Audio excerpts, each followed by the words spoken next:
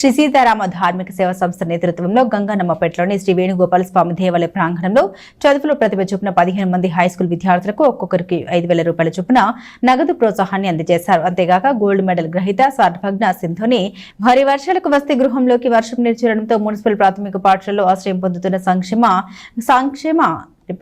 సామాజిక సేవ ధార్మిక సేవా రంగంలో విశేషంగా కృషి చేస్తున్న తిరుపతి జిల్లా వాకాడు మండలం బాలరెడ్డిపాలెంకు చెందిన శ్రీ సీతారామ ధార్మిక సేవా సంస్థ నేతృత్వంలో స్థానిక గంగనమ్మపేటలోని శ్రీ వేణుగోపాల స్వామి దేవాలయం ప్రాంగణంలో విద్యార్థులకు నగదు ప్రోత్సాహక బహుమతులను అందజేశారు. 15 మంది విద్యార్థులకు 95,000 రూపాయల నగదును అందజేశారు.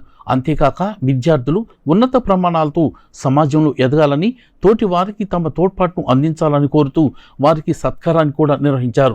ప్రవాస భారతీయులు రామిరెడ్డి వెంకటరామిరెడ్డి, హైమావతమ్మ దంపతులకు చెందిన మధుకిరణ్ రెడ్డి దాతృత్వంతో చదువులో ఉత్తమ ప్రతిభ కనబరిచిన విద్యార్థులకు ఈ ప్రోత్సాహాన్ని బహుమతులను ఇవ్వటం జరిగిందని నిర్వాహకులు తెలియజేశారు.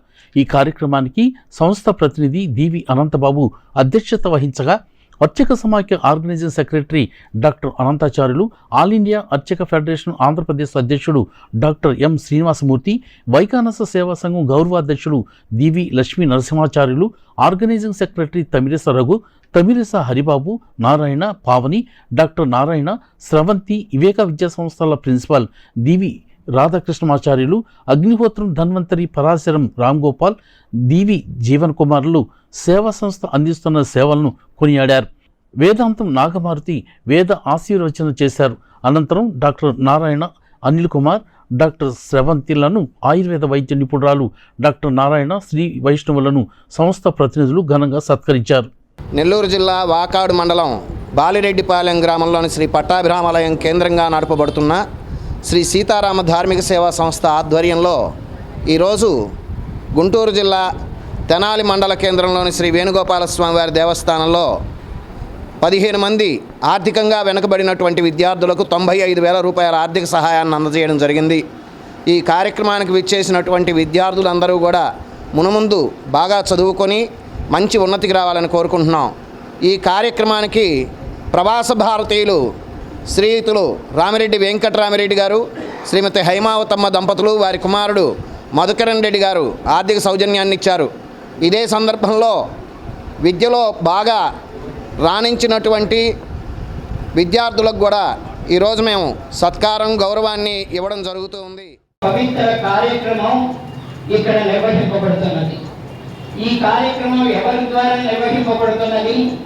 దీనికి, ఈ కార్యక్రమానికి సూత్రధారి, పాత్రధారి, కర్త, కర్మ, క్రియ అన్నీ కూడాను అనంతబాబు. ఎందుకంటే ఎక్కడో కాలిఫోర్నియాలో ఉన్నటువంటి వ్యక్తి ఇక్కడ వ్యక్తిని నమ్మి కొన్ని లక్షల రూపాయలు వారికి పంపిస్తూ ఈ కార్యక్రమాలు జరగాలి అన్న నమ్మికతో పంపిస్తున్నారంటే ఇక్కడ ఉన్నటువంటి వ్యక్తి యొక్క వ్యక్తిత్వాన్ని కూడా మనం శ్లాఘించాల్సి ఉంటుంది. మేము అంత క్రితం ఇక్కడ మా ట్రస్టీ గారు ఉన్నారు, గోపాల స్వామి గారిని, వారు కూడా అమెరికాలో ఉన్న తర్వాత వారి భార్య గారు చనిపోతే రాధాదేవి గారిని ఒక స్మారక సంస్థను ఇక్కడ స్థాపించి దాని ద్వారా అనేక కార్యక్రమాలు జరపడం కూడా జరిగింది. ఏర్పాటు చేయడం జరిగింది.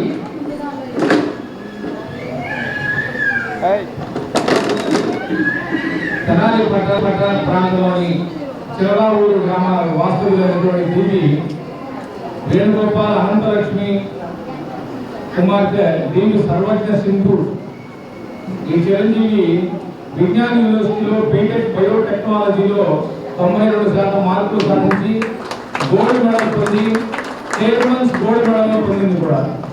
దాంతోపాటుగానే best of outgoing student award కూడా దక్కించుకుంది. ఇది గత వారంలో యూనివర్సిటీ వార్షికోత్సవ సందర్భంలో ఆ చిరంజీవికి అవార్డులు ఇవ్వడం జరిగింది. ఆ చిరంజీవిని వేదిక వద్దకు వచ్చి కూర్చోవాల్సిన